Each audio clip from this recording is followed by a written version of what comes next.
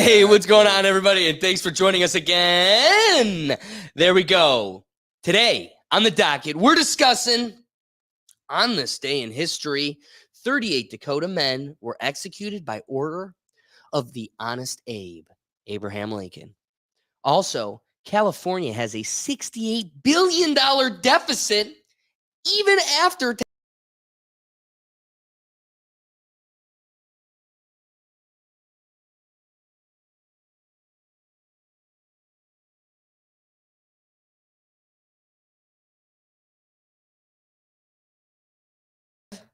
Yeah, I messed up.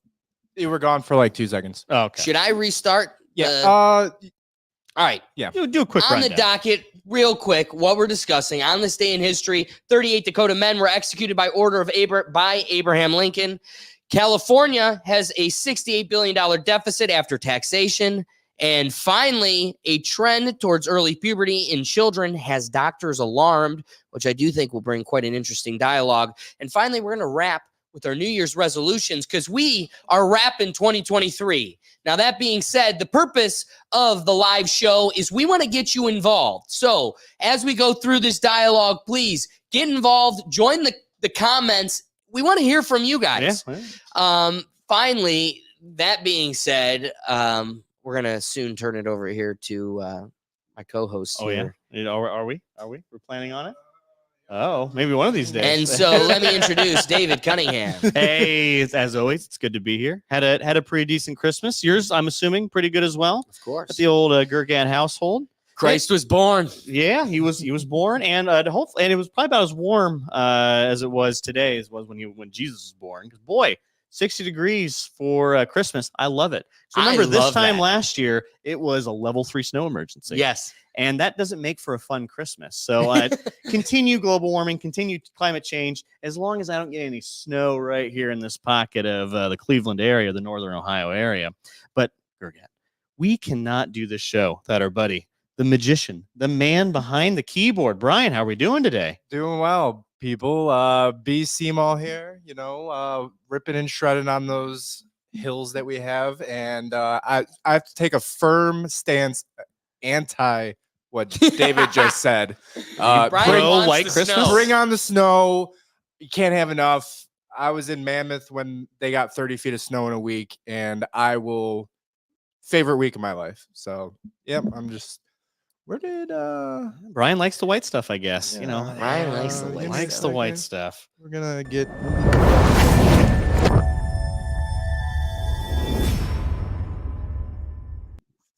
Boom.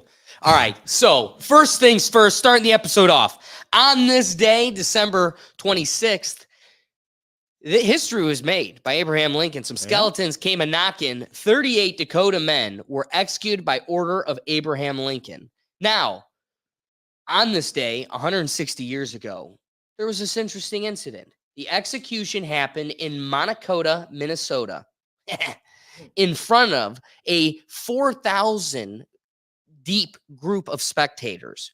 Some historical accounts say that the men held hands and sang a traditional Dakota song in the moments leading up to their deaths. The empathy builds. Often erased from history, the men's hangings were direct consequences of the U.S. and Dakota War of 1862. The war, according to this liberal hippie at Yahoo News, the war was the result of broken treaties and broken promises by the big mean U.S. government, and the Dakota land continued to be dismissed. Now, a real historical event or analysis of the situation from history.com says the Dakota War, or Little Crow's War, was an armed conflict between the United States and several eastern bands of Dakota, collectively known as the Santee Siwa. It began on August 18th, 1862, when the Dakota, who were facing starvation and displacement, attacked the white settlements at the Lower Siwa Agency along the Minnesota River Valley. Okay, let's just say 2 different accounts, he said, she said, but all I do know is desperate men take on desperate actions. I'd say it's And fair. so if we're going to also say the big mean Americans were not staying in their zone, but then also you in your zone, the buffaloes weren't just falling in your lap, right? You just kept doing the smoke dance, praying to the sky, and a deer didn't come through. So you're starving. And yet those guys are proactively hunting. They've actually now got cattle and farm. Yeah, there would be no incentive like the Palestinians to not stay in your zone. Okay, we continue. Lincoln ended up only approving the execution of Dakota's leaders who were proven to have committed civilian massacres. While the 38 men approved for execution were awaiting their demise, 3,000 other tribal members and prisoners were being sent to Fort Snelling. Now, I'm not going to even sit here and pretend they were probably treated well. I'm sure that didn't go well for them either. Probably not.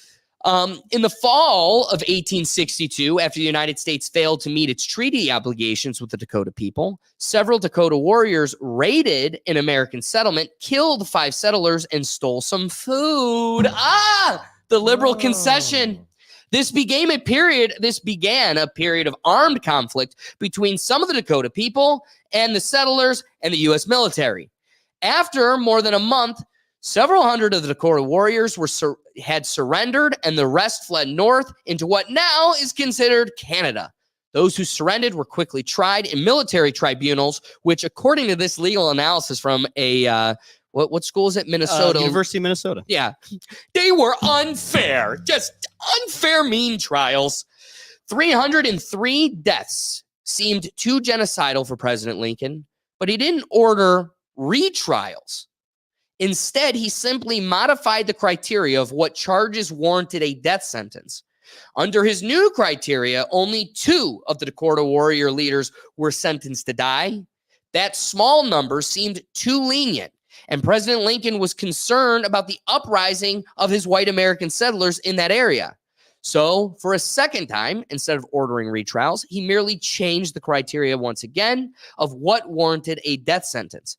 Ultimately, 39 Dakota men were sentenced to die, and through this further analysis, one of them was pardoned. And so there was a hanging of 38 men publicly for this Minnesota settlers to check it out. Anyway, that being said, that's what happened today in history. Yep. Before I go on my diatribe, David, what are your thoughts on today's day in history? So, they say the history is written by the victors, and definitely when it comes to Native American history, yeah, we really do sugarcoat quite a few things, or maybe we just ignore. Well, not until those victors start dyeing their hair blue and tucking their pequeños. Yeah, and I think this is fair history to bring back. So what if you were to poll just about everybody? What's our greatest American president? Abe Lincoln's probably up there. We're pretty high. 1, top 2, top 3, just depends. It's the penny. It's number 1. And the big conceit is, well, he freed the slaves. He did a lot of work there. There's always a side B to these types of stories. And with this, he initially, I always like the conceit. Well, I'll execute all 303 of them that we take to trial. Ooh, that's going to seem too genocidal. Let's go back to what was it, 10, 12? People are going to be pissed if I don't kill enough people.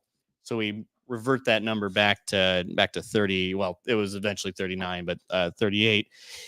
Oof. Yeah, not a good look. They're not, when they're building statues of Abraham Lincoln, this isn't probably what they're thinking of here. So it's always good to show, hey, our leaders do have faults. And I think in fairness to the whole situation, we were a colonizing country at the time. We were expanding our borders, really figuring out, 'cause I don't think the world map really was quite written at that point in history to the knowledge we have here today. So as we're always expanding our borders and just being a more prosperous country and really taking up the space that I think as a country we felt like we deserved, there was some casualties in the end. And the Native Americans definitely were.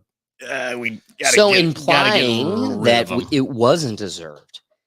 If the position you're going to present is that all humans have faults, can you please highlight for me the human fault in this decision by an American president? Well, the fault definitely did, kill people who were in a desperate situation. Now, let's wait. But how's that different than what happened on October 7th? That was a desperate situation. that my was friend. that was a desperate situation. Yep. So at what point do you draw the line? Like a savage attack on innocent settlers Yep. is not far removed from bombing a concert in Israel. Yep. So explain to me the human fault in leadership here. So, I think where we end up on, and part of the fault is changing your narrative on who you're going to kill based on how many people are going to be upset. Yeah. That Okay. right there just shows just how little value you have for life. And let's just assume he toiled over it for days and had this was really a big decision, just like Harry Truman, deciding to set the atomic bombs off in Japan. He toiled at it for days, but then to come up to one number and not stick to your convictions on the first number and then just go, well, we need to go to another number. Now we need to go to another number. It's the kind of the reverse going back.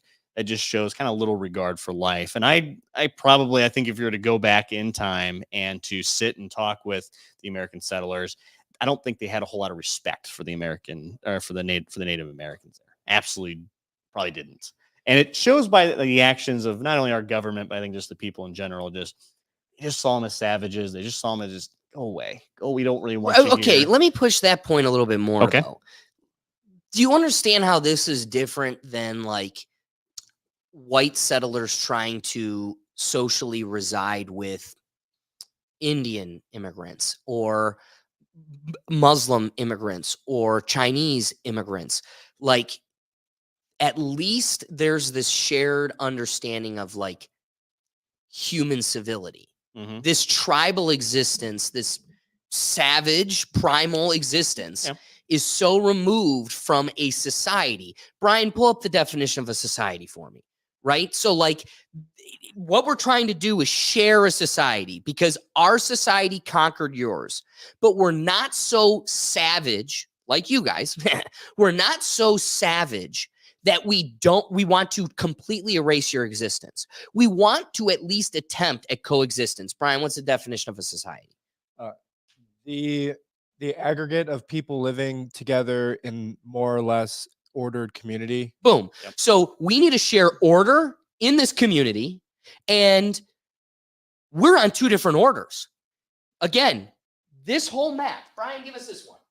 You can pick a spot on this map, and except for the other people playing with sticks over here, everywhere else, most people understand forks, roads, maps, schools.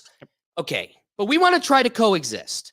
So at what point do we even Amish people who go, you're going to keep making discs Furniture, that's going to lead to iPhones, that's going to lead to satellites.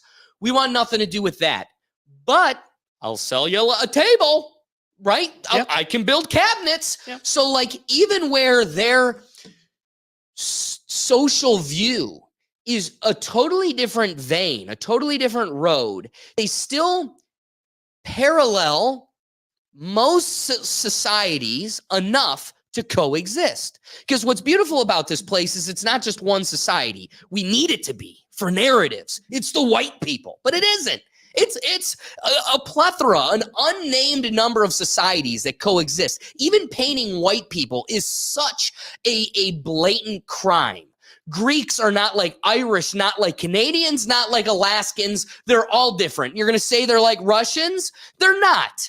They're not. So all of them at least share enough of a thread to coexist. This is your existence. I'm sorry, is a stick in the current. You are literally against the current. Yep.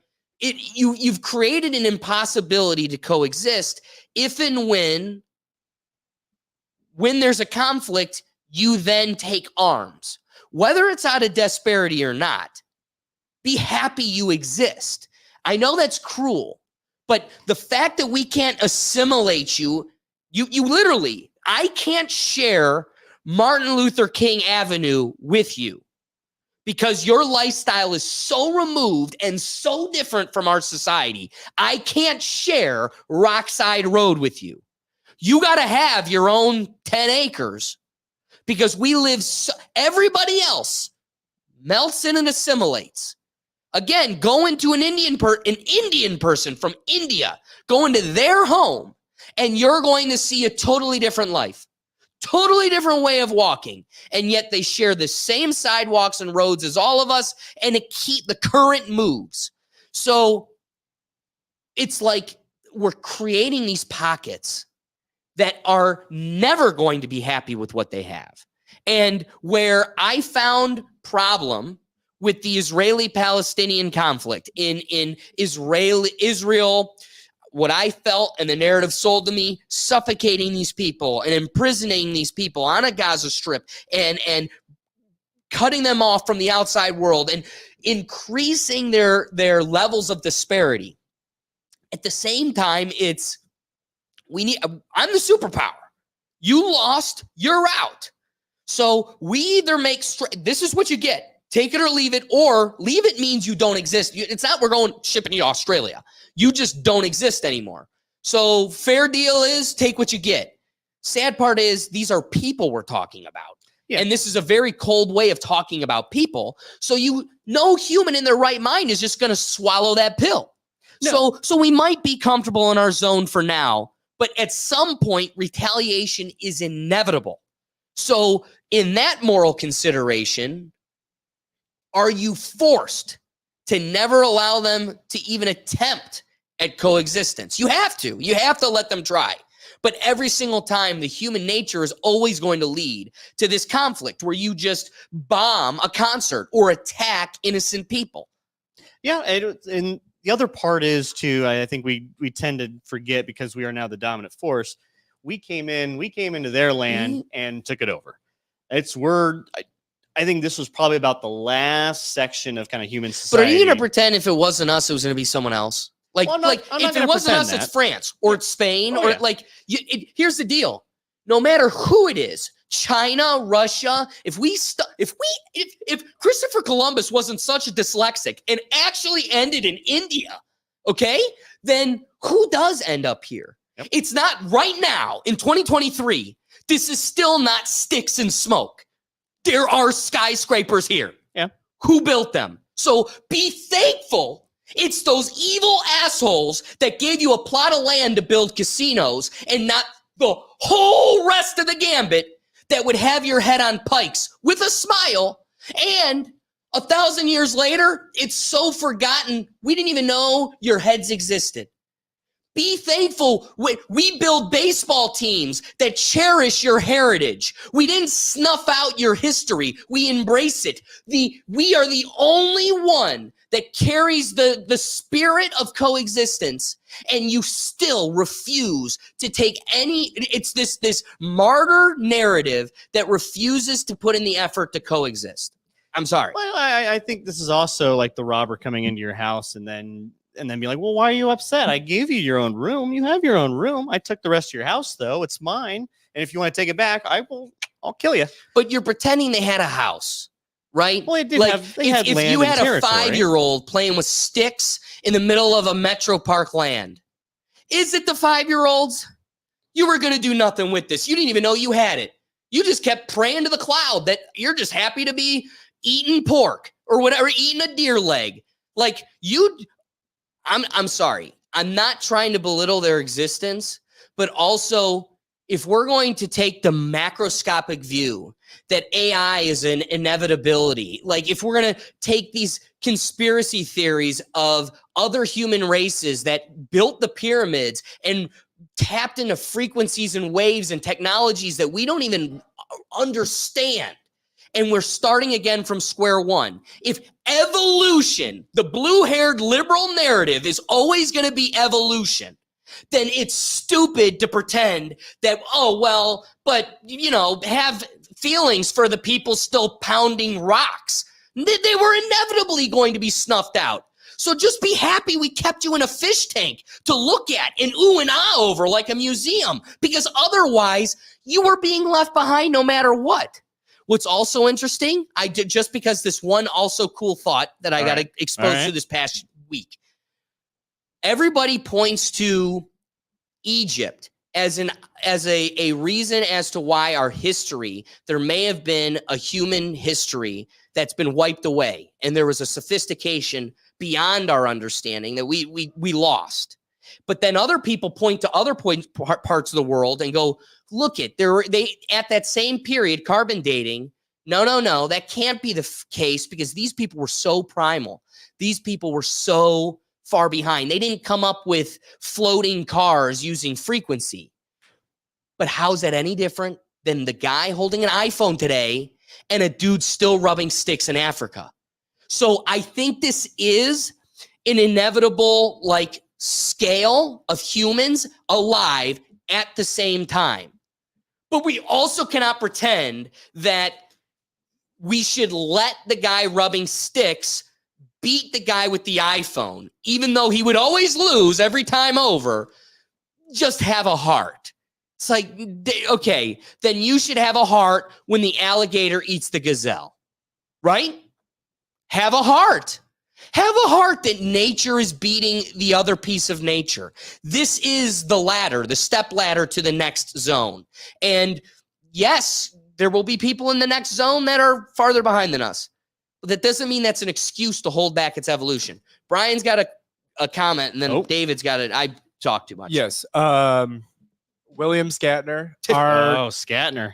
Our country thrives on people complaining and feeling prideful in choosing a side and making it their identity. Tribal, it's a tribal sense of totally true way of thinking. Well, yeah, it's in this this comes again to this is probably one of the last sections of human history where we were okay with genocide, just a little bit of genocide to colonize and go through. Because now I don't think is it genocide or is it war? Because you got to recognize if they could have scalped all of us, they could only scalp some of us because we had better guns. But if they could have wiped us out, they would have too. This is called war. This isn't genocide. This wasn't putting a whole slew of Native Americans on a train and then mass gassing them. This was a line of war, and they were the enemy who lost. Were we the intruder? As you give an intruder home example, sure. Did we come to them? Yes. But at the same time, did we turn at another crown, a bigger one? They should have won too. But we were the weaker. We were the David in that scenario against Goliath, and yet we persevered. So at the point at which they would have won, but also let's go back to you said. Well, but history. do you say so? Where you say war, and I see war as a kind of a country against country, like a unified force against unified force. Where we know with the Native Americans was they weren't all unified. Just one tribe over in Minnesota wasn't the same tribe that's in Ohio. That wasn't the same. Right. So we tribe took down over Europe, right? Because I think where genocide begins and war stops and genocide begins is where you start just targeting others outside of the wait. So we're talking about the Dakota tribe, right? Yep. And they were Minnesota. Yep. Miami University is called Miami because the Miami tribe was predominantly Ohio. Yep. Okay. So if we're going to take the logic of we should have an electoral college. We're going to talk about California's deficit. If we're going to have this understanding of the balance of states, because at its root, its policy basis is that we are a collection of 50 countries under the veil of one giant country for security, power, and safety. Okay? Yep. If that's going to be the concept, then we need to recognize that Dakota in Minnesota was a different country than the Miami tribe in Miami. But how's that any different than when England went across Eastern Europe or Rome went across North Africa, right? So Rome went across North Africa, and let's say they took out Egypt and Saudi Arabia and Turkey and all these areas. How's it any different? How's it any different just because we look at them as an all? If I could call them all cowboys, how does that not change? This is, we call them all Indians, but it was the Apache, Cuyahoga. We go through them all, but they were all different countries. And so what we weren't doing was saying, we want you all dead. What we said was, we want this, the ground, this, and all of its resources. I want the pelts. I want the wood. I want the oil in it. I want its resources. You're on it. And you won't let me take the resources without you fighting me on it. So you got to go. But it is weird that they took 3,000 guys and sent them to, maybe we should do some more research. I'd love to know what happened at that fort.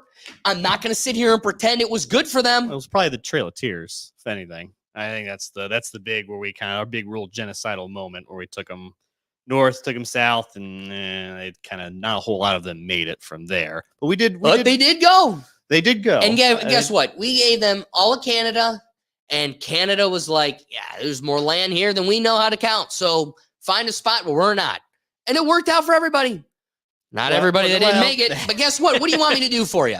I don't have the ability to, Willy Wonka chocolate launch you to the other side of the continent. And at the same time, we don't have cars. So get on your horse, Sally. And if some of you miss it, it's still better than my musket, right? Because that's the only other option. And any other form of war isn't, hey, let's coexist. I don't resonate with this genocide, woe is me, because there's never been a conflict amongst people where people are conquered and there's such a I'm a Greek boy. I didn't conquer this land. So I have no investment in coming to arms and defending what America did. But what I do see are all the fruits that I benefited from and how great this country is. And this is so much better than me herding goats in Greece and this still being a stick rubbing joint. So this is better. And at the same time, you should be thankful that it didn't go any other way, because this is the first time in human history where we sought the resolution of coexistence over death as much as possible. And the only time death was chosen was when it was politically necessary. I do want to circle back to the point that you made about Abraham Lincoln when I pushed you on what the fault was in this scenario, and you said it was changing his mind on who lives and who dies.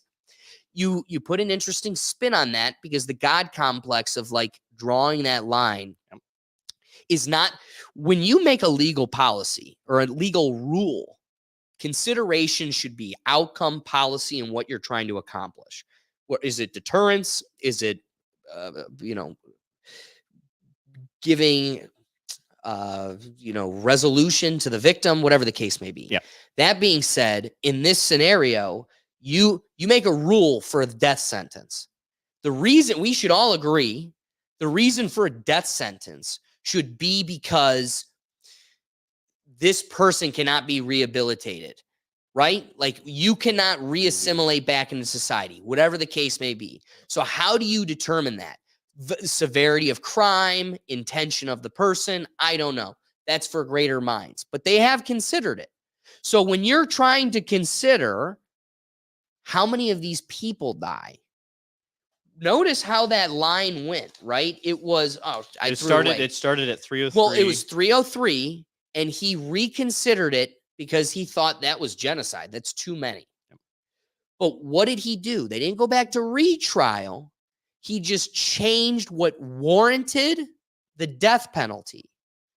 But, and this is to David's conflict, when considering what should warrant the death penalty, it should only be the outcome, deterrence, resolution of the victim, all the other values, not how many people end up dying.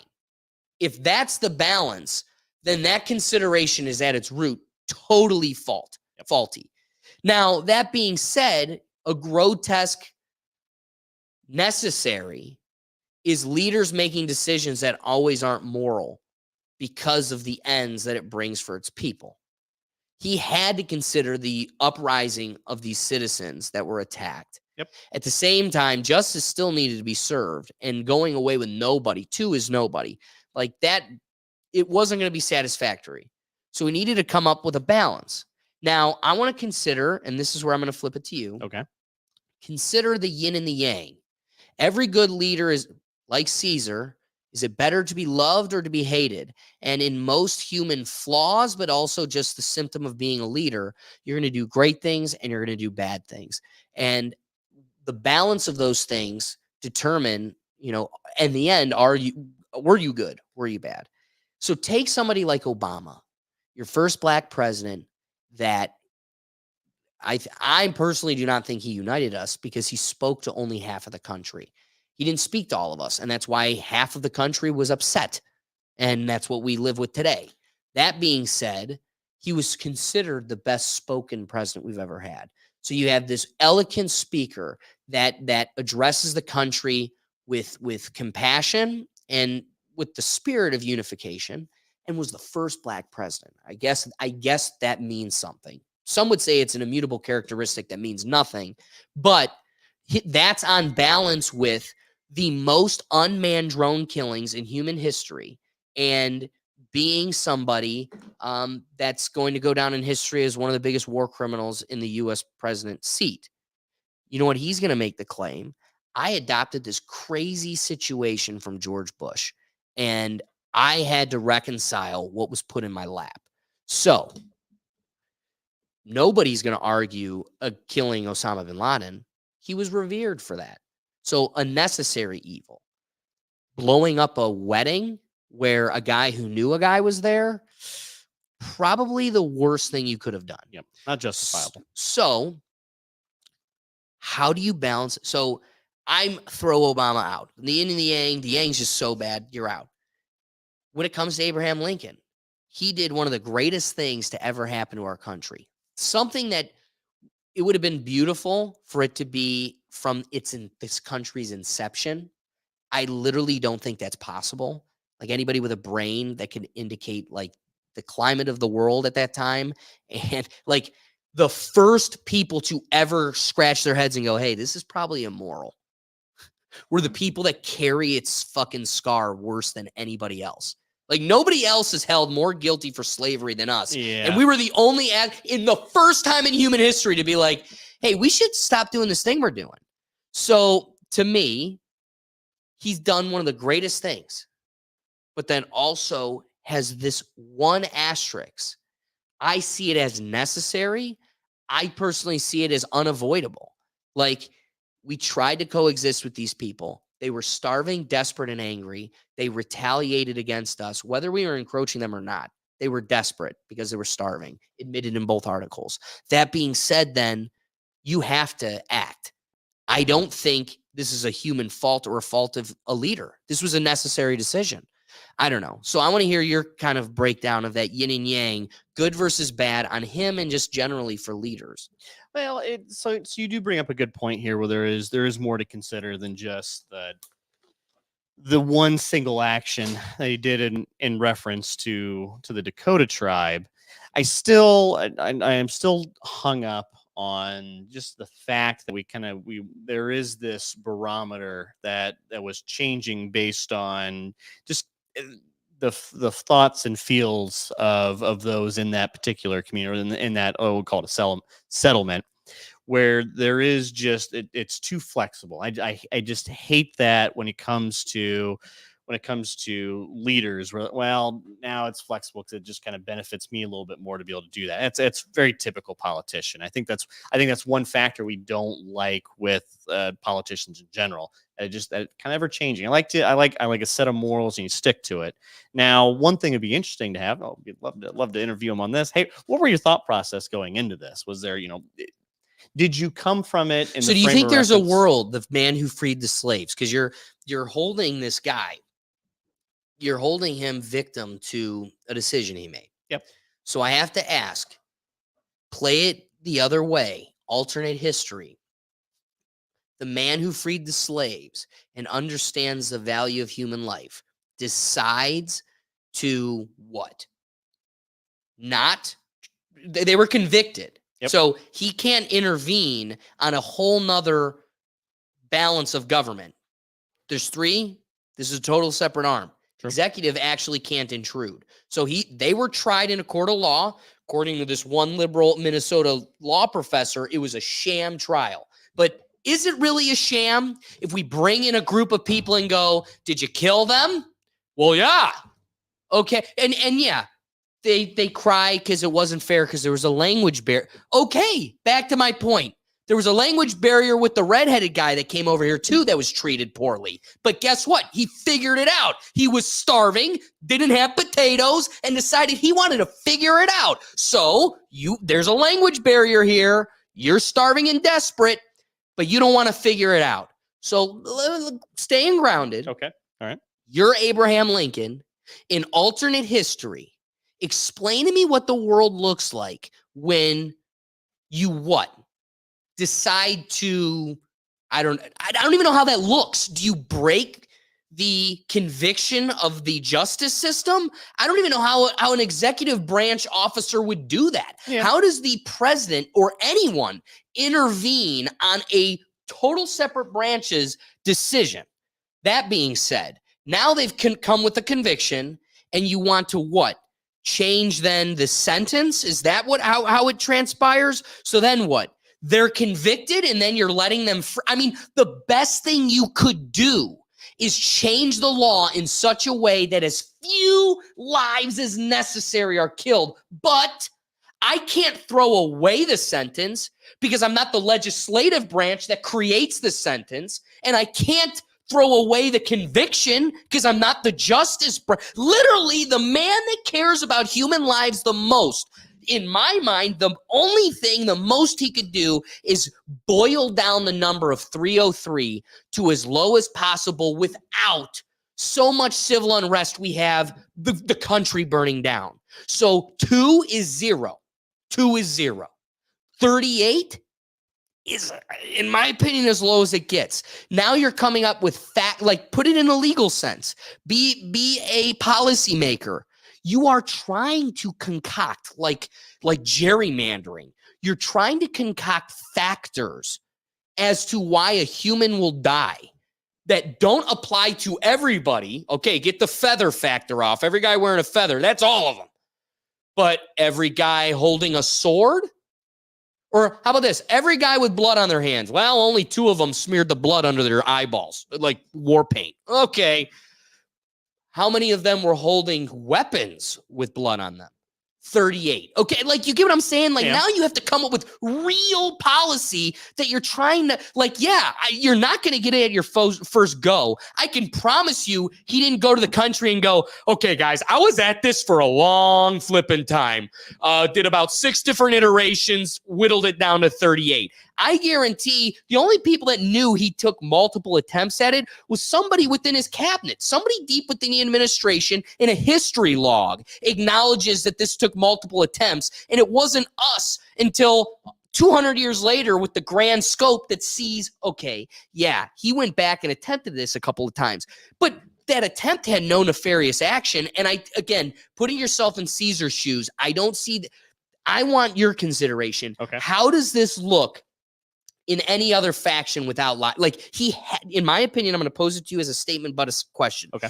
I'm going to say he had to make a decision where lives had to be killed.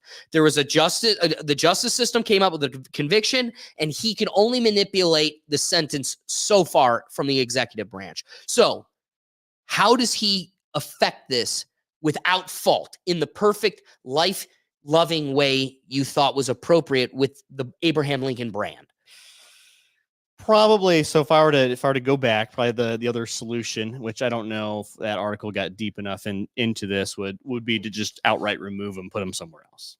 Which that's where they were. They were in there somewhere else, and they fought back. Yeah. The somewhere else is hungry.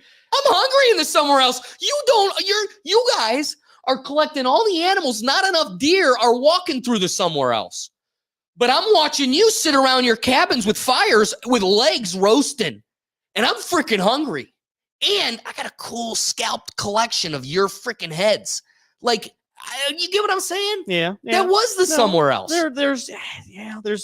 It's hard to understand because we're in 2023, about to be 2024, and this is back in 1860 something, right around there. I think it was about 260 years, about Yeah. So it's Yeah. So it putting our heads in that time probably going to be a little bit difficult. And what was this done in earnest to reduce the amount of lives, or was this done to just get rid of backlash? I don't think we know that in entirety. There's one angle. I think the angle you present there is like, well, hey, I'm trying to reduce the amount of lives killed as possible, and I probably come out at the angle of, I don't know if I revere this life as much as others. So I don't want to be seen as genocide, but I don't want to be seen as a pushover. So I gotta do a happy middle. I think that's where that disconnect is, and where that true thought process was, and where I think I don't value this life as much as others come from is just the actions the government took before Lincoln and then after Lincoln, all the way up to about Jefferson was before Lincoln, but right around that time, they didn't revere these people very highly. That's the stage that was set for him. Like, Yeah. if our dialogue is this leader at this time, that isn't his cross to bear. You like what preceded him and set the stage isn't his fault. He's got to make do with the pieces in front of him.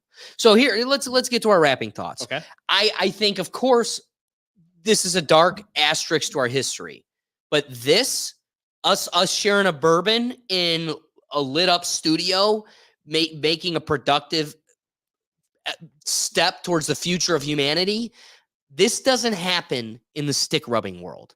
So this whole narrative of, yeah, but this was theirs. Good. Cool. Guess what? That was at a time when everybody was fighting for all the land. It's kind of like the beginning of the game Risk. And now all of the spots are picked. Everybody's got a spot. There is no land. There's not some mysterious island off of the coast of Australia that hasn't been found yet. The whole rock has been explored. Everything is accounted for. And everybody has we've written enough treaties and enough agreements that have been stricken to where the people that are savages that will eat each other like cannibals, they get to just speak on their island, unaffected, and we aren't going up north. There are a bunch of beta cucks above us that would be bent over a barrel. And we just go, hey, chip cheerio, let's share some tea, baby. In fact, you be in the hat of our glorious country, you get to, like that little bitch bird that pecks at the back of a rhino. That's you, Canada. You get to be the bitch bird. You just peck it like my dingleberries on my ass and an ant that crawls on my back. And in return, you get all my dingleberries. You're totally fed. And my dingleberries are clean. I'm clean. At the same time, you get security that you otherwise would never have. And if I ever wanted to just turn and eat you, I could. But that's not the way of the world. That's not the way of the world. So I don't like these skeletons in a closet that are sins against people that never carried them. These were the pieces we were dealt. This is the world I live in. And you don't get to hold the convictions of people that were here before me over me, because the people that birthed me didn't have anything to do with that either. So we were playing with goats. Atrocities happened here. And all of us who are from totally different walks of life, totally different ancestor trees, get to enjoy the fruits of a free world that will, whether or not this Rome 2 falls, Rome 2.0, whether or not this falls, this will be the tip of the spear, the leading torch, the trailblazer to the one world that, if done right, we understand what the World Health Organization and the WHO, all those people, we understand what they're trying to do. World Economic Forum, they want a one world government that they can control. But I think if the people win, and the way the people win, the way this is a united world with 100 different countries that are locally run, but democracy and unity amongst all of them in one unified board, that comes with the spirit and narrative of what America started. So whether this falls or not, this has planted a seed in people of hope and a goal. There are still people from shitty places that are giving everything they can to emigrate here for a reason. And it's because we are the beacon of opportunity. That beacon of opportunity doesn't exist without the things that led to it. And I'm sorry that's like, it's just, the question is, how far back do you want to go on the timeline? We could go back to when these tribes first met of cave people, and these people kill, like, they're not any of us. Here's what you should be thankful for. I don't just walk into a 7-Eleven and kill a stranger that doesn't look like me. In fact, we share a professional place. We share streets, roads, schools, hospitals, and you get the benefit of my innovations in existence, and I get the benefit of yours. So how can you damn that world with something that literally doesn't even exist anymore?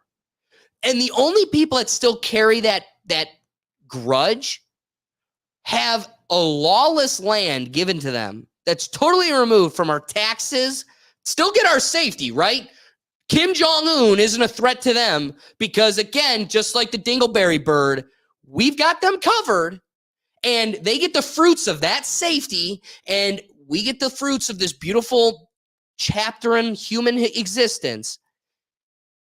I just don't understand how we can still continue to peddle this narrative like, why? I don't even understand why it's worth even discussing. It's so far behind us, so moot, and this doesn't exist without that happening. And again, if it wasn't between a white guy from England and the guy in a mohawk, it was just going to be another tribesman.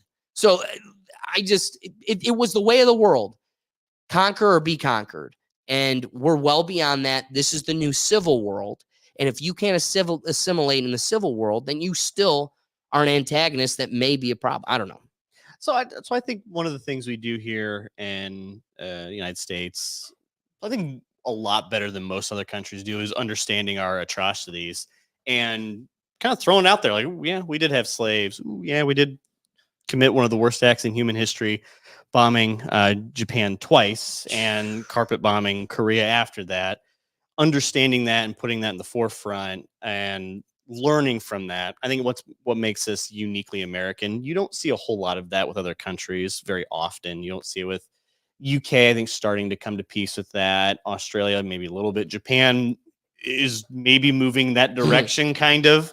But we're not. We do it a lot better than most other countries do.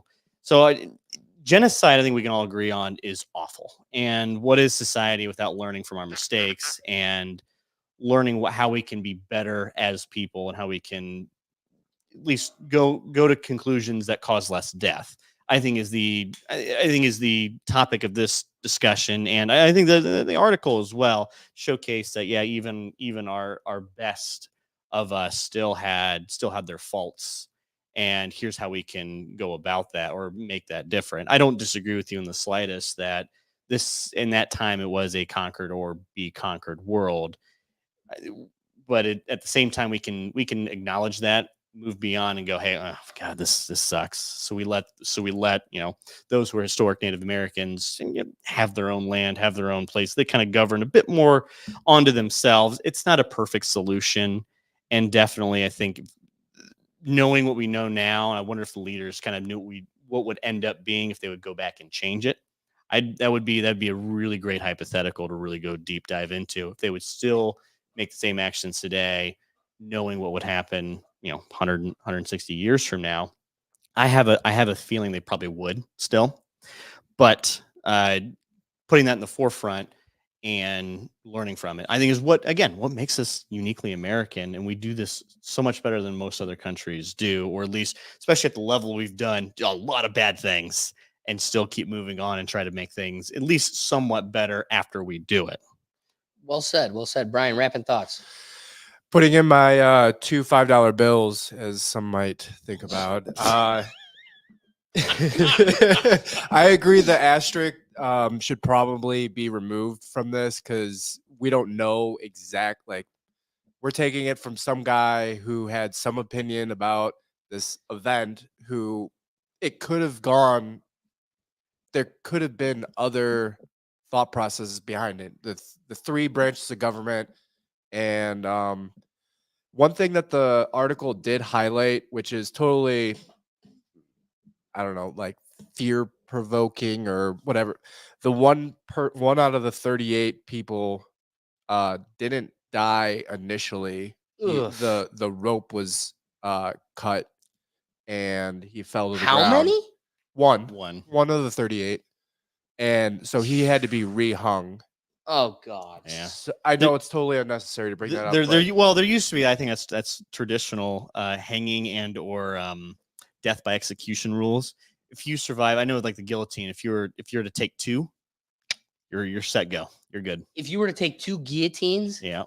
and So- survive, During the end of the French Revolution, those blades got so dull, cutting so many heads, that there were a couple people that lived just by the sheer fact after twice. They probably weren't But here's great. the thing: your spine would be severed. There's a So lot like of you bad. might still be connected by your throat, but like I don't think they were severed. I think they cut just deep enough once, came in. It's just so dull. It's like, oof, yeah, but ugh. what? I don't want to get us derailed, but like there was a fact about the last hanging in France happened at the same time as like It's been very recent. We it have was lived. very We recent. have lived in the same world as the last hanging, and I think even up until the very recently in the United States. Yeah. Boom. Here we go. The last execution by guillotine in France occurred in 1977, the same year the first Star Wars film was originally released. Guillotine. Oof. Wrapping thoughts. Don't hang Indians. Use that musket. Just hang in All there. right. This is crazy, dude. That was not how we wanted to end this thing. The whole thing was gross and sad, and I'm not a fan of it, but history's history. Are there any comments? No, Ricky Yeah. was asking. What's up, Ricky? Ricky. All right, that being said, moving on to the next topic. California has a deficit of $68 billion, and that's following the tax collection recently. Yeah. So let me just throw some numbers at you here, Okay. David. What I found interesting, first off, between California and Texas, California's state and local revenues and spending are 60% higher than Texas on a per resident basis. On economic performance, both have much to celebrate. Population employment surged in Texas, while not in California, while California's per capita income and GDP have soared in recent years. That's an easy number to fudge when one person's worth $58 billion. You can afford to have a couple worth zero. But both have plenty of room to improve. California stands out for its highest rate of homelessness across the country and low air quality. Texas has a large share of residents without health insurance than other states. Yeah. Crime rates and renewable energy production are similar in the two states, despite very different policies. And while K through 12 spending per student is higher in California, student outcomes are, if anything, better in Texas. And that might be because they're actually teaching them science and facts and logic and not hippy-dippy BS. That also being said, first, key takeaways from like state deficits across the board. Hawaii is actually the most indebted state with government debt at $13,000 per capita. Oh, okay. The total state debt balance only being $19 billion compared to that $68 billion. Just less people. But exactly smaller land, less people. Colorado recorded the highest household debt per capita with a sum of $89,000, which constitutes a 99.85% of average annual earnings of a Colorado resident. Idaho has the lowest per capita government debt in the nation at $3,000, which accounts for 5.43% of the state's total GDP. And finally, Wyoming holds the smallest state debt as percentage of GDP across the board. Now, that being said, my comment about Hawaii, they're at 19.49%. Right behind them is California with 14.86% of their GDP. Yeah. But again, what's debt. interesting, there's California, Colorado, Oregon, Nevada, and Maryland, all within same 14 to 13%. And who's this? Last one, in Massachusetts. That all being said, I just want to, one of the things I'm curious about is how does this impact the rest of us, right? So I'm a big proponent of the Electoral College. I believe that we are 50 countries all trying to, like I said earlier, trying to Assimilate as one. well, assimilate as one, but also reap the fruits of the security, safety, and power of this whole country. That's what gets me bent over a barrel when Vermont says they want to secede. You don't get to. At this point, you're with us. You're one of us, and I've become so totalitarian. You are either with us or we snuff you out. You're Vermont. We are the United States. We don't mess around. You either don't get to exist, because here's what's going to happen. Just like the big giant butthole pecker for the rhino analogy, right? The Canadians, you don't get that. No. You don't get to be little Vermont that hides next to the rhino, and we take all the brunt. Angry North Koreans, Russia wants to blow someone up. China's got to flush hard drugs to destroy a country somewhere. Oh, that won't be you. We'll take the brunt of it, but you get all the fruits. No. So we're going to snuff you out. You either stick with us or you're out. That all being said, I want to know, how does it affect all of us if one of us is just a total money pit? If like California is making all these decisions that are economically detrimental, everybody's stealing from your stores and everybody's poor. You've had a moratorium stay on evictions for 3 years now, but still charging landlords real estate tax. That bubble's gonna. So I want to know, when your hole gets so deep, how does that affect the rest of us? Well, you know what happened last year, too? What? California had a $97 billion surplus. Right. So they went from a pretty major surplus all the way down to, oh my God, we got the biggest deficit. It's One of the almost like biggest those deficits. economic decisions they were making were not good. Well, part of it, what part of it was is they projected about 54. Part of that surplus was $54 billion worth of additional revenue from income taxes. Where do you think all those income taxes went? Probably out of state. Why? They moved away from California. So in 2022, they have, here's Yeah, our surplus, and they, if you remember, they gave money back to the citizens, which normally I'd be for that. So, hey, government, thanks, thanks for being a citizen. Here's some of your taxes back.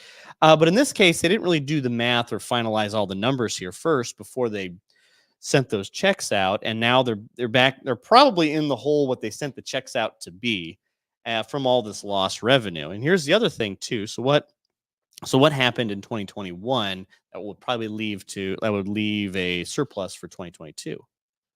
A bunch of government spending.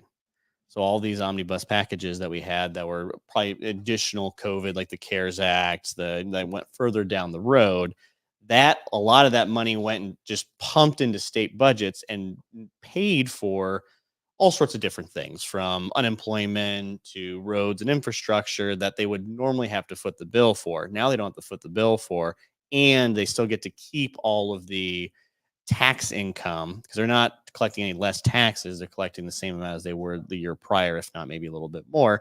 And now they get to claim, the surplus. This is all just smart budgeting that Gavin Newsom himself did, when in reality, he's just fudging. Yeah, just like a typical politician, just really fudge the numbers, lie a little bit, and all of a sudden now next year, don't worry about 2022. We're in 2023 now. This is, don't worry about that surplus. We got to figure out a way to fix our problem here now.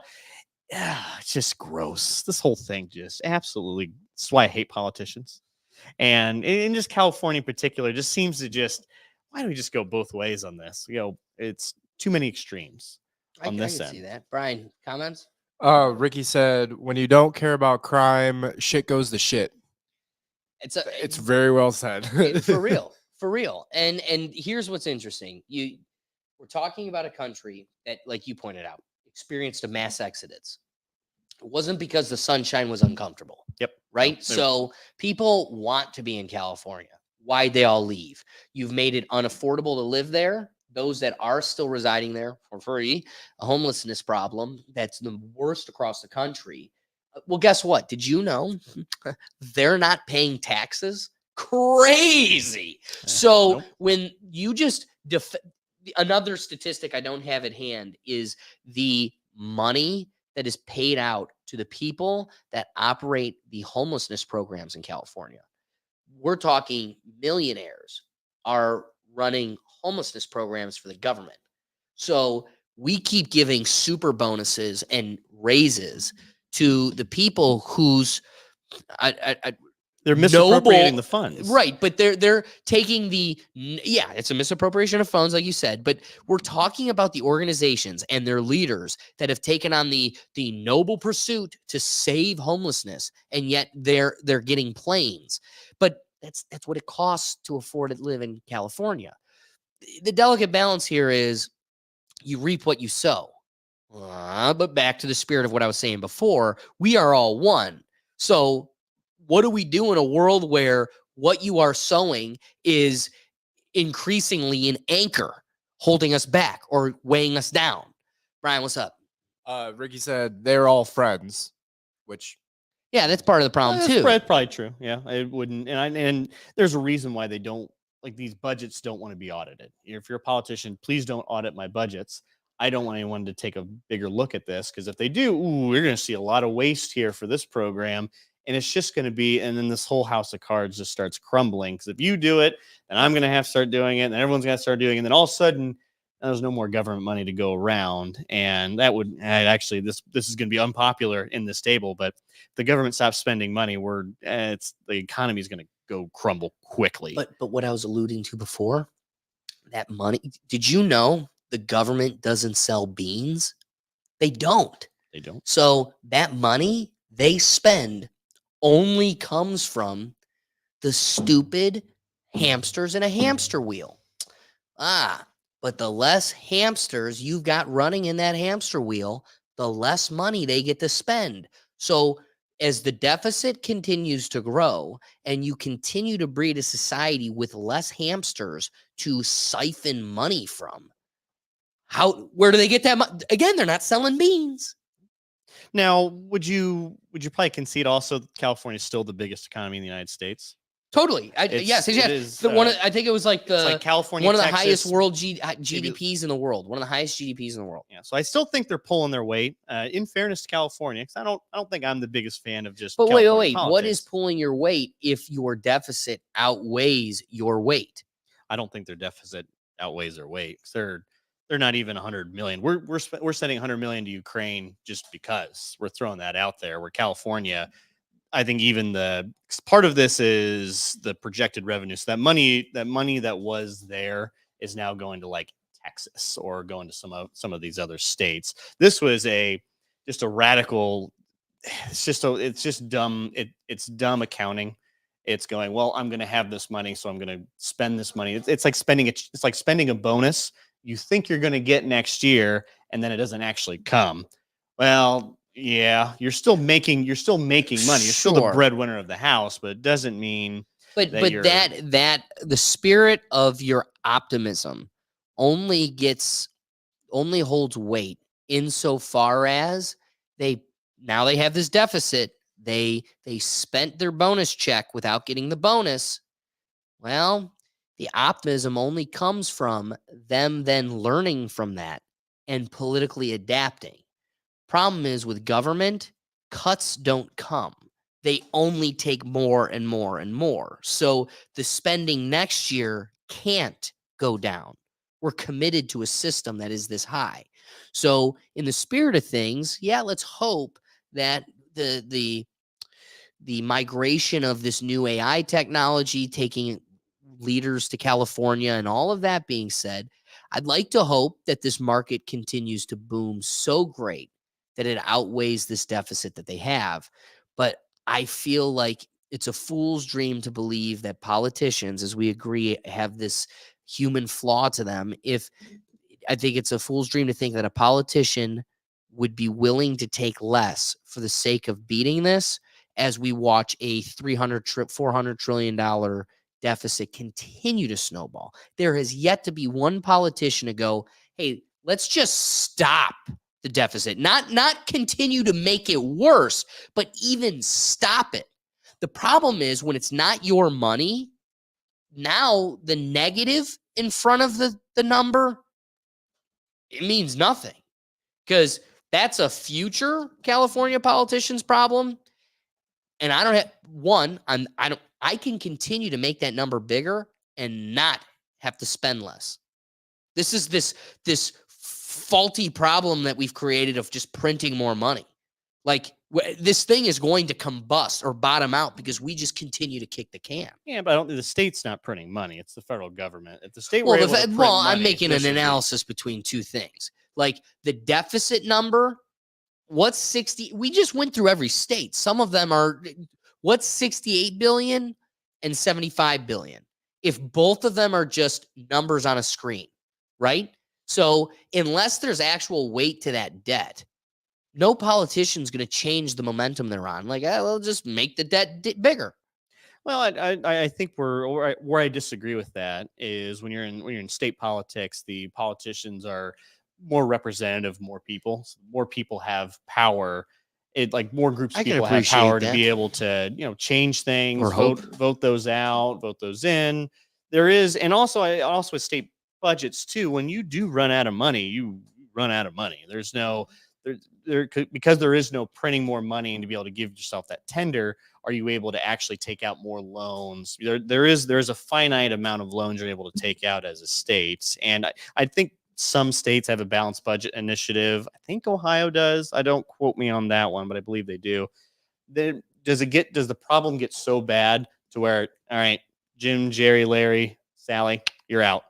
We're hiring it or we're voting in new representatives, and now we're going to do, and then the state balanced budget initiative is going to be the number one thing on everyone's list because So I think when a state does go down and deficit and being able to spend that directly, that affects the individual citizen a lot more sharply than it would like the That's federal fair. government. Definitely. That's So definitely.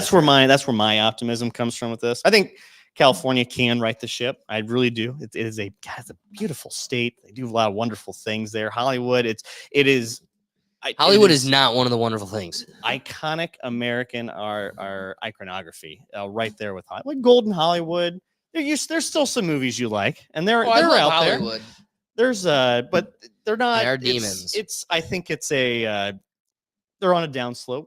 I think they can right that ship pretty easily and get back to kind of more of that essence of that golden age of Hollywood that I think we romanticize in our minds. I could appreciate that. Brian, rapping thoughts.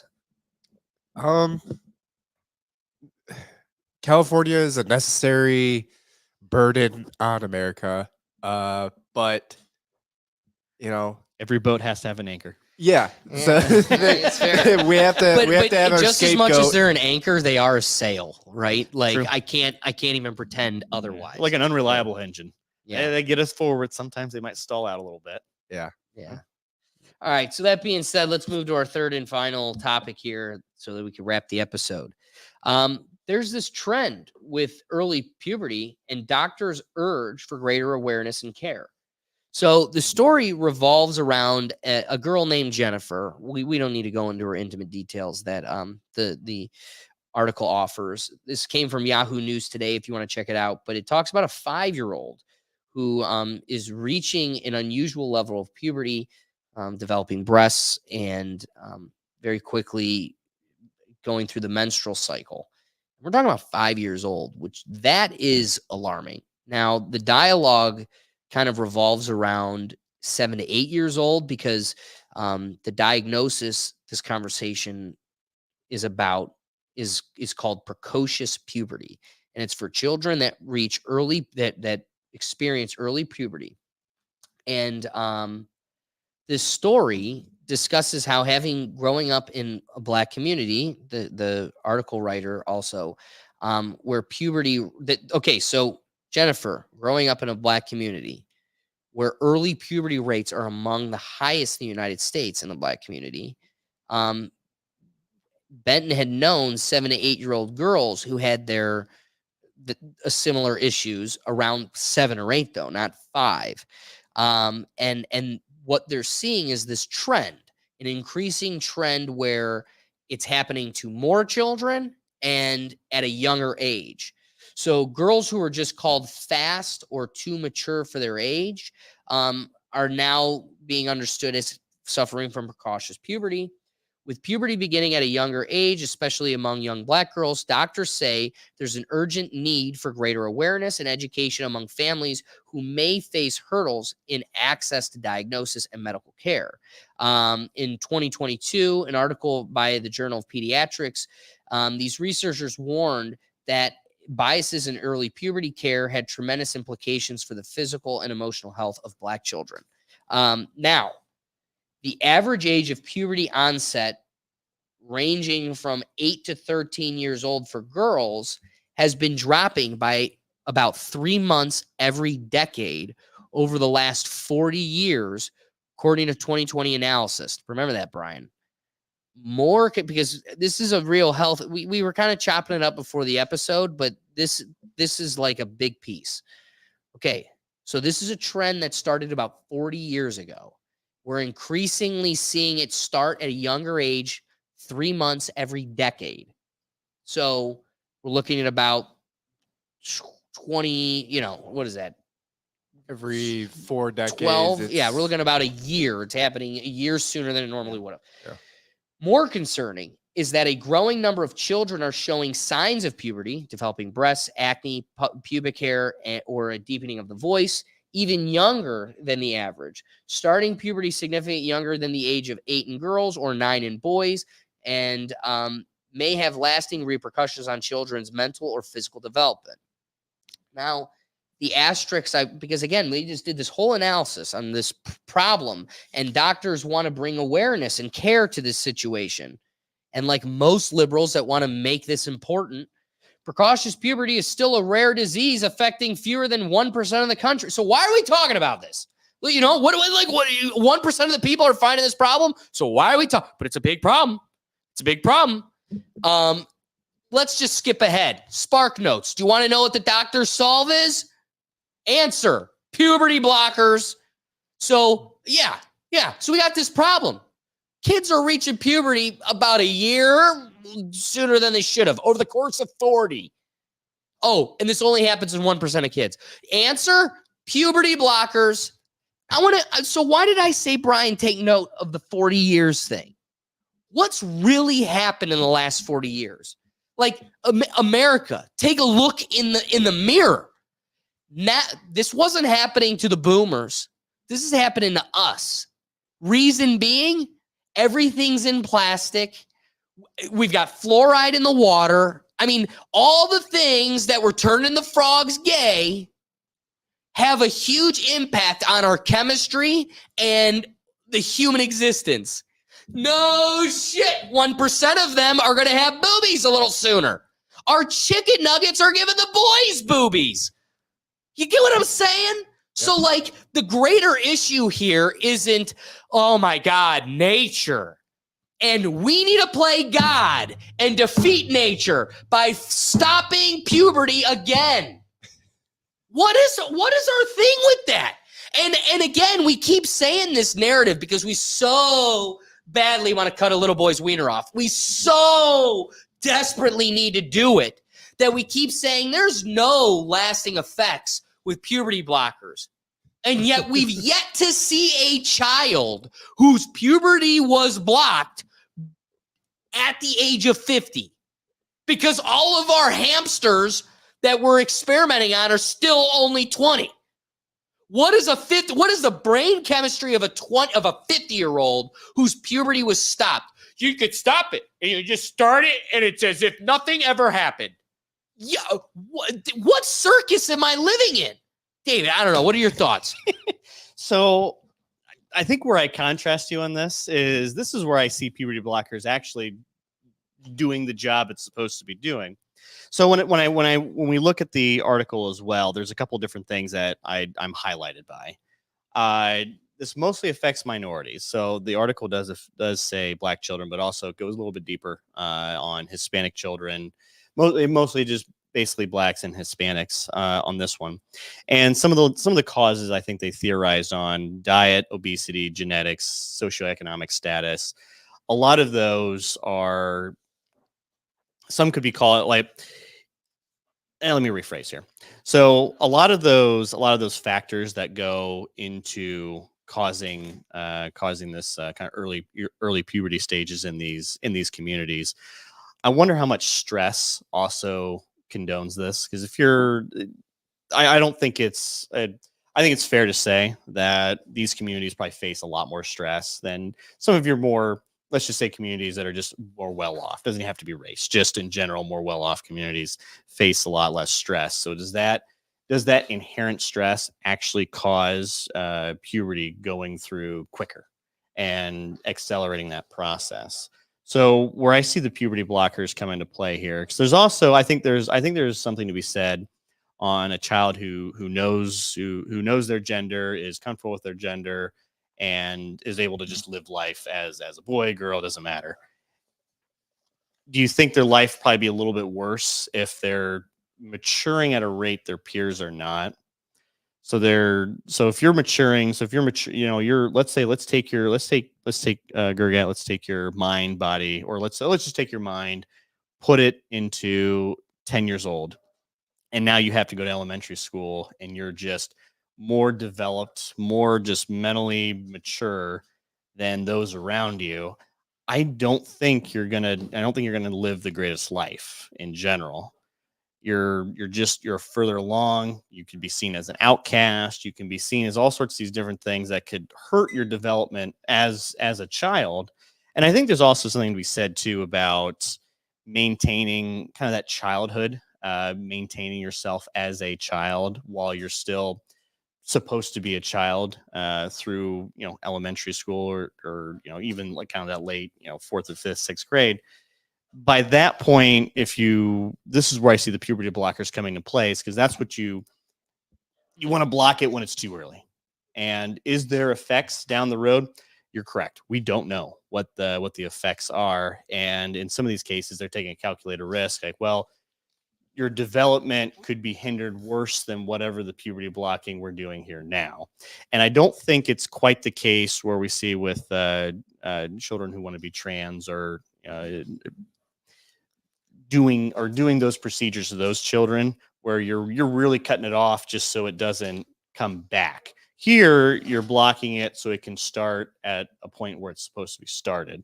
And I think that's generally like healthier than the alternative with the you know, What, with just the letting it do when it's naturally supposed to do it? Well, but I don't think this is naturally when it's supposed to be doing it. I don't think. Well, it is. Like, this is the one instance where no intervention has any impact, right?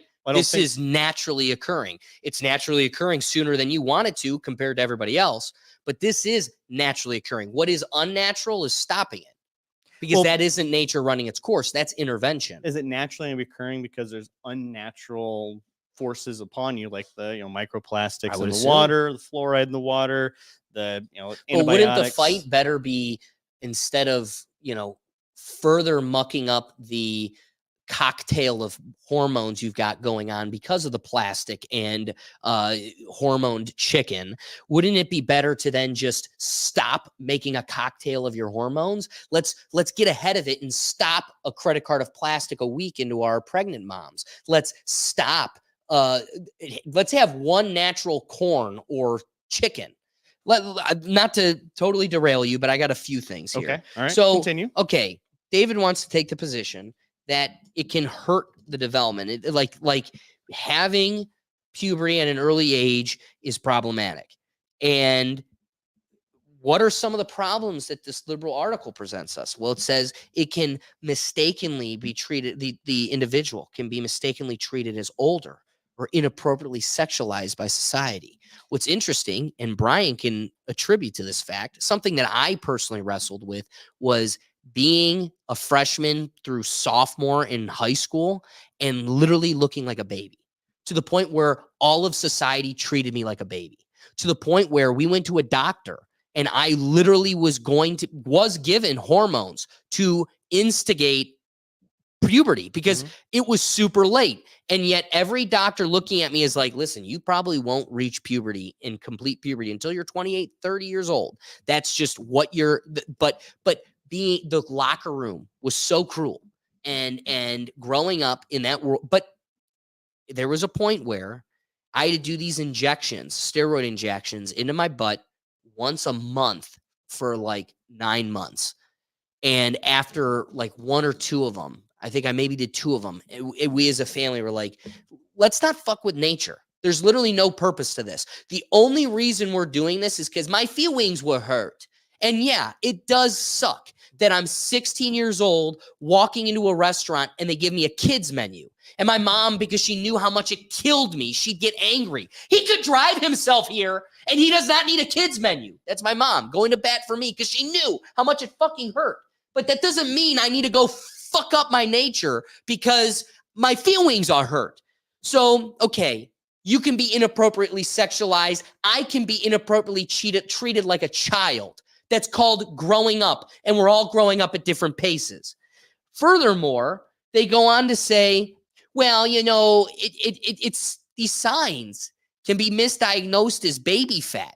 No, it probably is baby fat. It's probably, you know, somebody like, I don't want to drop names from us growing up, but a super athlete that you were growing up with. Okay. If he had baby fat and he now looks like, pick him, a Titan, you're not going to go, oh, well, he had a puberty problem. No, that was literally baby fat. And the ones that don't lose that, like you still have fat on your chest, yeah, you had a bigger issue here. And it wasn't that you had puberty quicker than somebody else. It's the McDonald's chicken nuggets. Like, let's talk about the food you're eating. And here's the biggest problem. The Lizzo people that are like, hey, it's my truth.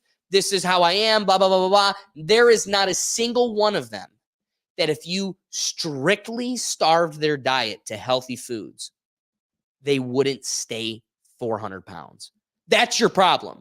Your argument has no weight because doing the right thing gets rid of this. So I would like to see in a mass trial, I imagine most of the people what'd they say? They said COVID's racist, guys. They said COVID's racist because the black community is the poorer community and eats the most of the shitty food. What did this article tell us, folks? Oh, it's predominantly the same community that's eating the shitty foods and living bad health choices. So, again, I'm seeing a common denominator here. Brian, before I continue. Which, as soon as we brought this topic up, Ricky chimed in and said, unhealthy eating. Yeah, man. And again, it right parallels the communities where you see these problems, right? So when you say COVID's racist because it's going to attack these communities because of their health precautions, we don't address their health precautions. We just we attack symptoms elsewhere. Yeah. All right. Finally, I want to wrap my thought on this. Okay. The statement, considerable efforts goes into deciding whether children under the age of 8 who are showing symptoms might benefit from injectable hormone treatments. There's considerable efforts that go into that, says pediatric experts. To me, okay. Final statistic that piggybacks off of that statement. A 2021 published study from the Journal of Pediatric and Adolescent Genealogy estimated that 44% of girls who started, 44% of the 1% of children who have this problem, 44% of them who started developing breasts between the ages of 7 and 8 had rapidly progressive precocious puberty, but only about 15% of them were required this treatment of puberty blockers. So I just want to go to a world journal. We're a journal by the World Health Organization, WHO. Yep. I asked the internet, what happens if precocious puberty isn't treated? And you know what the WHO said? Because their skeletons mature and bone growth stops at an earlier age than normal, kids with precocious puberty that's not treated usually don't reach their full adult height potential. And that could be considerably the worst symptom found in this diagnosis. I'm sorry, but that comes back to the two-dimensional reason we were going to put a 14-year-old on steroids. And it's because there were assholes in your locker room that made you feel bad. So guess what? Here's what's crazy, or here's what's cool for me in my lens. For something that was the crippling piece to my existence, not intervening with it, it literally doesn't exist to me. I have friends that are way shorter than me, and I have friends that are way taller than me. And fortunately, I've assimilated in society to just all I wanted. If you were to go to 14-year-old me, the only thing I wanted is what I have. And it's just my height is not a conversation to anybody. Maybe to Gronkowski. To a laughably tall person, it's worth acknowledging. Other than that, on a day-to-day walking on the sidewalk, I'm just like any of you. So are you going to look at that 14-year-old and say, and I remember the Indian doctor looking at me going, because I'm such a broken child. And he's being totally honest with me. And he goes, this is totally an experiment. Everything lends to it's going to provoke this. Nothing really shows us it hurts, but admittedly, we haven't done this long enough to know. Okay, so as a family on the day, we decided let's try it. But after 2 sessions, we go, nah. My dad had to lay I was so afraid of needles. This needle was so big because it was injecting human cells into you that my dad would lay across me just so I didn't see it, but also to freaking numb my bottom half, and my mom would stab me. So it became such a charade that we had to take a look in the mirror and go, what are we doing? And why is this necessary? And so when you go to the internet, you go to the doctor and the doctor admits it isn't necessary. It can just make you happy. It's kind of like a Jew with their nose. Like, you could take this pill and it might be smaller. How about we just live in a society where surgery isn't necessary and medical and this intervention? What happened to short kings and embrace people for who they are? If what might happen is the possibility that you don't reach your full potential of your height, but your nature is starting puberty when it does, then maybe this is what you were meant to be. Your gene pool may say different, but nature is telling us you were only supposed to be 5'6". Sorry. That doesn't mean we need to stop your puberty, because to me, the way I view it, and I'm not a doctor, so there you go. This means nothing. I'm just a guy in a rainbow sweatshirt. That being said, puberty to me, as somebody that just went through it, right? Like, I have a note about how every trans debate I've ever been on in TikTok and everything else, I go on these panels, every refutation goes back to, well, what education do you have in this, in sex stuff? I don't know, like being a man. That, like, I've experienced it. I may not have read a textbook, but through experience, I know what it's like to be a man. That being said, I know what the experience of puberty was. It was the most change my existence has ever gone through, especially physically, but even more so chemically. What I laugh about all the time is, right now I think I'm brilliant, and no matter what, a year from now, 5 years from now, 10 years from now, every single one of those Alexander Gergats is going to look back at this kid and see a fool, a total idiot.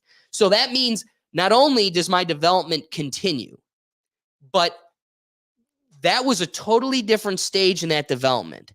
There's no way it doesn't have an impact. We can sit here and play around with the idea that maybe it doesn't have a negative impact. And maybe it is wrong of me to take a totally purist stance, but you cannot deny it. There is an impact. And science, to me, it seems like science and medicine is trying to ignore the idea that any impact can come from puberty inhibiting. And to me, we don't have enough science for you to say that, but also puberty being so essential to the physical existence of being a human, it seems impossible to make that claim. Brian, what are your thoughts before we flip it to David? The comments? Yeah, Ricky said his boss was doing that to his son, and after a year and a half, he started growing facial hair, but he wasn't sure why they were doing that because neither of them are short.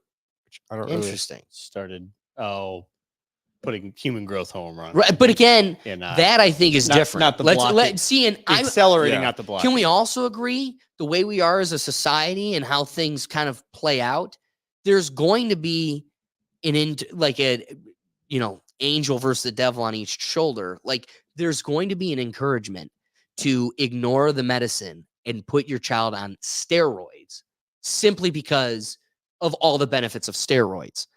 Now, there's a lot of side effects, but I think There's benefits. I'm going to be quicker to throw my kid into growth hormone versus growth inhibition.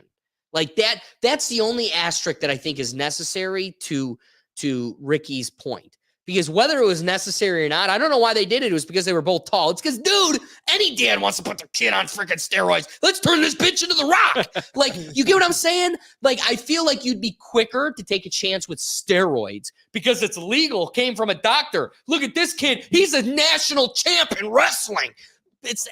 There's a totally different conversation to be had about, halt it.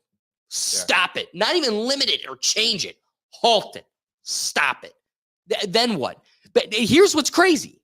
We used to cut nuts off and dip them in acid so you could sing like a bravado. And they say they did that to Michael Jackson. At the same time, though, that is the exact same thing we're doing. We're just saying we're keeping your nuts there, so if we ever want to turn it on, we can. And I still think that's a theory because we haven't turned anybody back on yet, right? Well, like, we don't have a case study, a slew of people where we flipped it off like a light switch and then turned it back on. Well, and like if you look at animals, dogs specifically that you spade, neuter, whatever, comparatively to a dog that doesn't have any reproductive surgery, they're two completely different animals. And you can kind of see that maybe not in the first couple years, but when they become an adult, like a dog that's been neutered or spayed, it stays puppy minded for a very long time. Oh yeah, and I don't think there's. I think with some of these examples, like the animal example, that is permanent. The castration and or spading of an animal is, you're keeping it in that state. That's when when we had our cat spayed. It's like, well, it's gonna be smaller. She's not gonna grow. Like, well, that's the trade off from not having kittens all the time. But I think where I go back to on this as well is, unfortunately, this is a quick fix to a more substantial problem. Whether it be and there's several different factors: the microplastics, the fluoride, the chemicals, then the animals, the processed food, and I still go back. I think part of this is just stress. In general, I think stress just ages you more. So like you have more gray hairs, you're more stressed. Like, we'll look at a picture of Obama when he started the presidency, and then right after he finished presidency, he's a changed man. And that's 8 years, and you shouldn't age that much. Great point. Age 8 years. So I think there is a factor with these poor communities seeing this as just a matter of they're poor, they're more stressed, they live in worse areas. They're kind of. There's always something they got to worry about. We're in put more privileged communities or just safer communities. Those are ones that don't see this. And I think based on the article too, I think the article does point out that, like, your typical white kids aren't seeing this just because they don't deal with the same stresses these other kids do. So that's really, I think that's probably more of the crux of the issue. And there is probably some good thing in people here. It's like, if we block the, we don't want the 5-year-old to have breasts. It's just probably not safe for it's not safe probably for them based on all these other outside problems, not even related to even like the school, but also it's probably not good for their development if they're, they have breasts and all their peers don't, and they're already maybe these school systems aren't the best. They're not hauling out the best and brightest students, or they don't take the education the most seriously. So now if there's another factor in which I'm not worried about my education, I'm worried about something else, I could easily see a parent going, all right, block it, stop it, wait till I get the other age, and then we can continue it on. I see that rationale being a pretty easy conclusion for some of these parents, because they can't, the poor family's not going to be able to change their diet too terribly much. Yeah, you could eat less McDonald's, but at a certain point, they don't either have the time, the equipment to do all these other things, to cook vegetables all the time, or they don't even have the palate for it too. The other thing is, remember, you're growing up, Gergat, I don't know about you, but I know what I did. Jesus, I hated cooked vegetables like you wouldn't believe. They're mushy, gross. And now I'm getting to the point where I have a little more refined palate. I appreciate them a little more. Ooh, I like more than just chicken nuggets and hamburgers. I like a little more sauces, a little more texture of flavor. And some of these communities either don't experience that because they can't. They just haven't seen it yet, or they don't have the ability to be able to do that all the time. So with some of that, I think there is some sympathy. I think we need to show with this is that there is. I don't think it's all malicious at all. Some of it might be, but I think by and large, this one is just it's a symptom of a broader issue within that particular community that we're trying to find a quick fix for, and we don't necessarily know the totality of that quick fix. All right. So before we get to wrapping thoughts, Brian, do we have a comment? Yeah, I'm talking with Ricky right now. I'm just gonna go back to you. All right. I'm not entirely sure. See, there's a lot to say. I don't know. Whole other dialogue going on in the comment section. So make sure you should be hanging out there so you can see the extra element Get of in the there. show. Now, that being said, my wrapping thoughts. We're talking about 1% of children. That is also So this could not be less of a problem. So to me, you know what that says? We are normalizing insanity, weirdness. If I'm sitting here going, if rainbow guy over here talking rainbow shit, but all I'm saying is if I'm going to be a huge proponent of lopping hot dogs off, and the first step to that is stopping nature. And for some reason, these normies just have been really hung up on that the last couple of years. I so badly want to rip the wieners off of their children. And for some reason, they're so hung up on this puberty inhibiting. How do I find ways to normalize that? I find necessary ways to integrate that in other forms of treatment. To me, this is nature running its course. Now, like you said, things can provoke that nature, like microplastics, modified food, and even stress. And the crux of your point when you first presented it was it's necessary to maintain being a child while being a child. Yeah. But it's a delicate balance because you're also talking to a boy who was probably a child a little too long, and longer definitely than his football locker room was going to let it slide. So that being said, at what point is intervening to God necessary? To me, this is far from necessary if the science is saying it's not going to do anything besides maybe slow down your height. But again, this comes back to the dialogue I had with that doctor when I was being put on steroids to instigate puberty. We go, all right, if you instigate, because you don't know what my dad looks like. Brian knows what my dad looks like. I'm sitting here looking like I can't even look over the height of this table, and my dad is 6'6". So I'm sitting here going, when do I get to look like this guy? And so if I'm looking at the doctor and I go, start this thing, get this going, I want to look like him already. But guess what? My mom's dad was a midget. He was Greek. So he was only, thank God I was taller than that dude. But he was only 5'6", 5'8" at the tall. We'll go 5'6", 5'7". That being said, I'm looking at the doctor going, let's instigate this thing, but let's not stunt my growth. And they go, No promise. experiment-wise, right? There's no control for Alexander Gergat. So there's no way of us knowing if this actually stopped how tall you would have been, or in fact, we roided you up so much like The Rock that you got an extra 6 inches that God was never going to give you.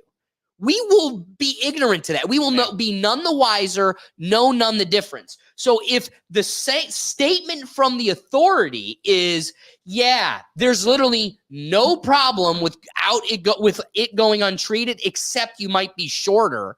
And then I'm sitting here going, wait, through my experience, I know you doctors have no way of knowing if I'm shorter or not. That is a total BS statement. And if that's the only thing you have is a negativity to letting kids being kids back to maintaining their childhood, injections in your ass is not childhood. That's not the child experience. What would you say that is? Kicking a ball, going to school. It isn't injections in your ass. So when they go and the statistics are talking about, I mean, the words themselves, it isn't baby fat, but let's consider in the conversation of people with baby fat, using words like injectable hormone treatments. To me, I think that should be the last line of defense. Are you going to lose your leg? All right, inject them with a chemical, like muck them up like a chemical cocktail. That should only be if you're about to go blind.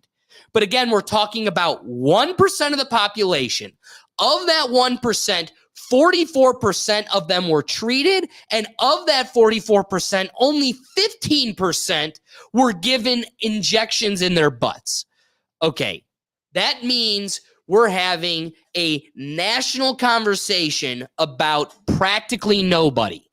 I don't think it's outlandish to say this is a national story for everybody because you are consciously trying to assimilate and normalize your flippin' weirdness, which is mucking up hormones.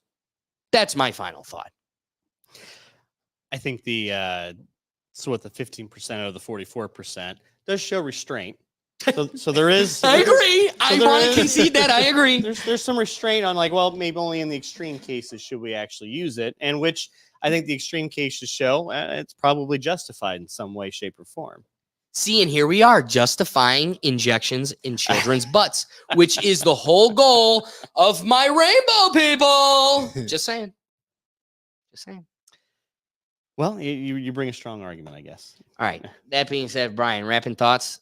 So I've read a couple books on activating genes, and it's all about your environment and things you go through. So it being 1% of the population that has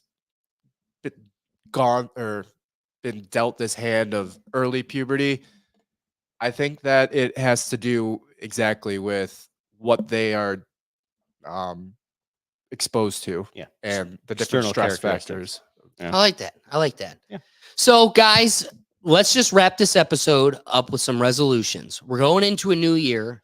2024 brings new opportunities.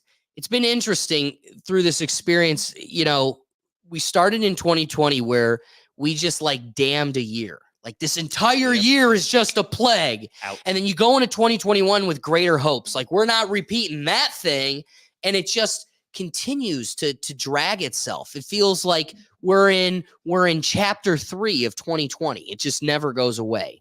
So in the spirit of that, my resolution, I have many personal resolutions, right? I need to get back on the Brian train, take my physicality more serious and get back to where I need to be. Never a bad one. I need to be more appreciative of my family and just life. You know, you don't know, I could be turned off tomorrow. That being said, all I have is today. And I increasingly strive to find value. I strive to find increasing value in the today, in the present. That being said, my greater resolution, the Rethink Tank resolution that I want to be a beacon for is I do think chapter 4, what we're going into right now, is going to be even crazier.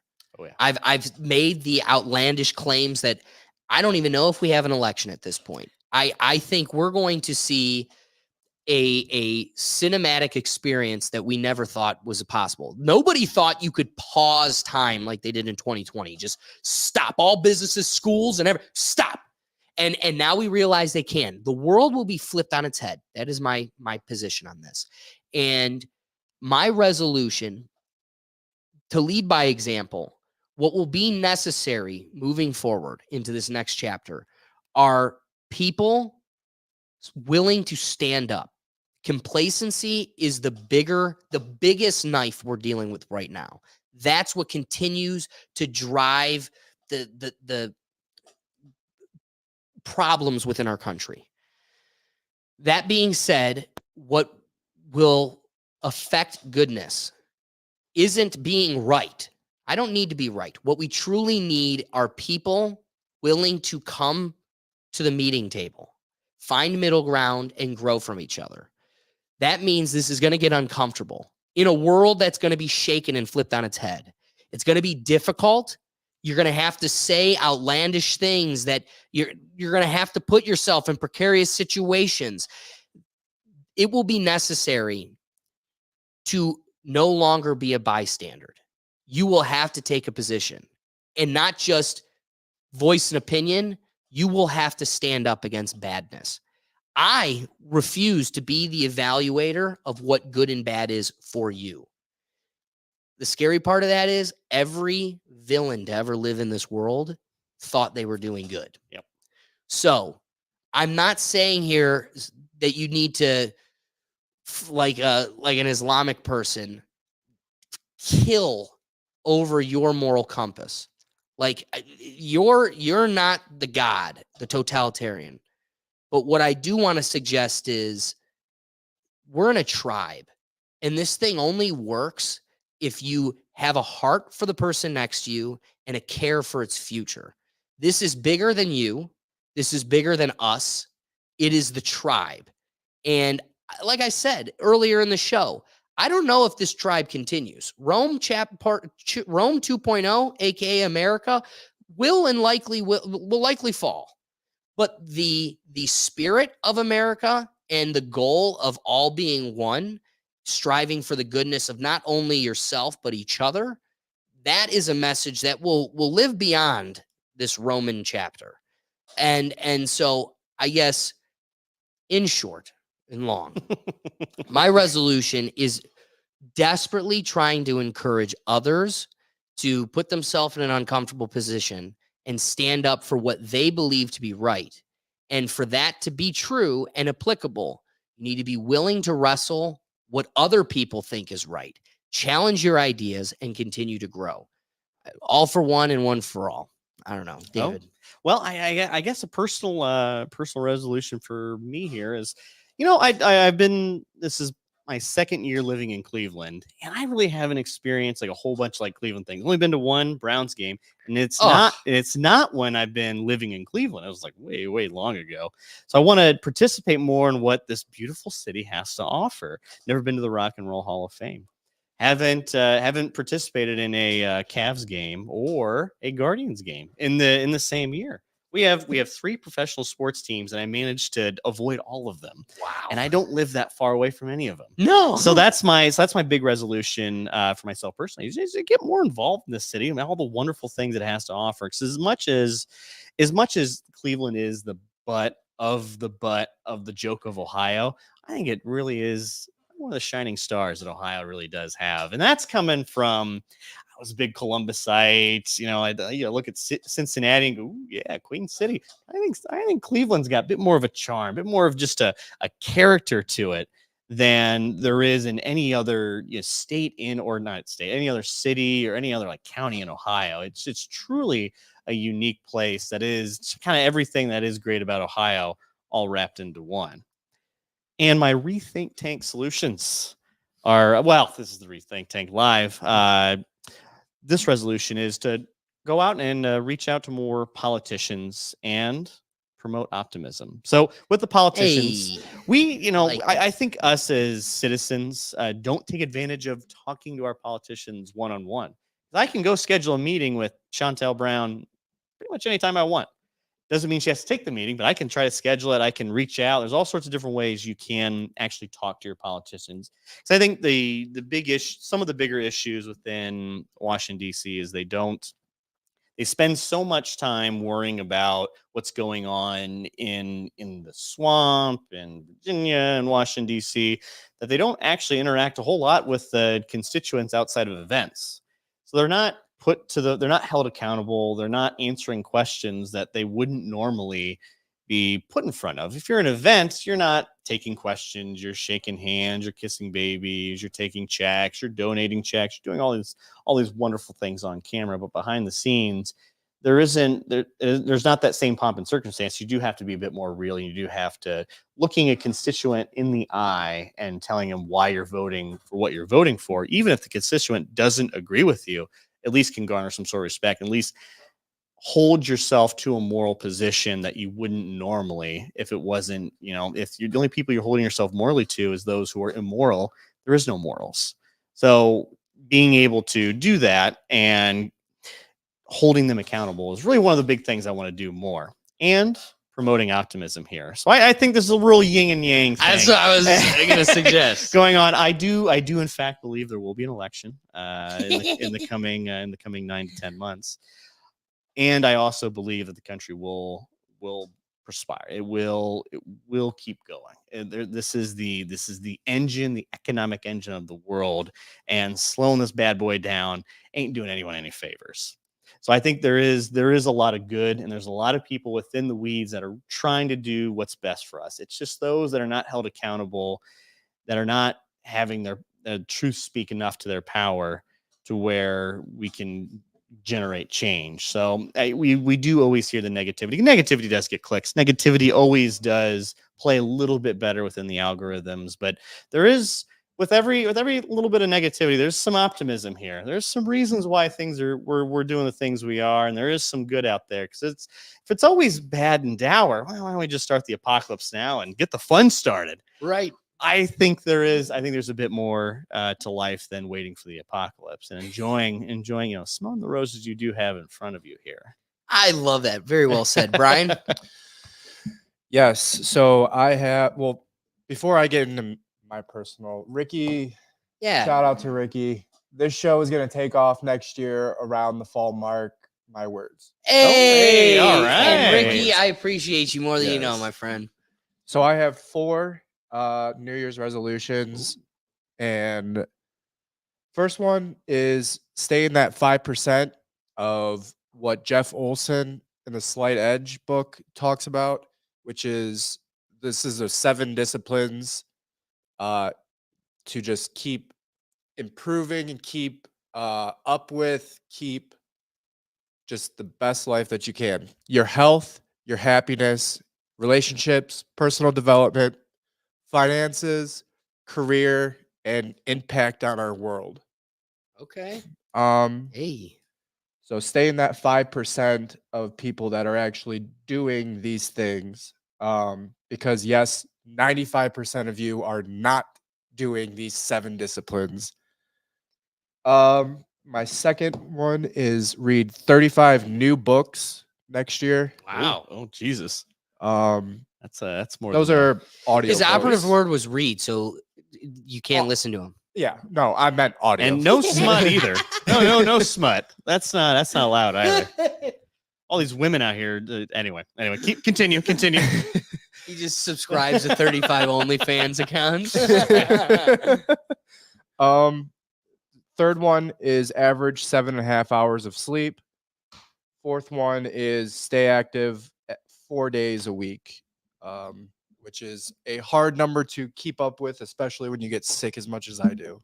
Yeah, you sound sick as hell. Yeah. I'm not at all. This is He's just full of it.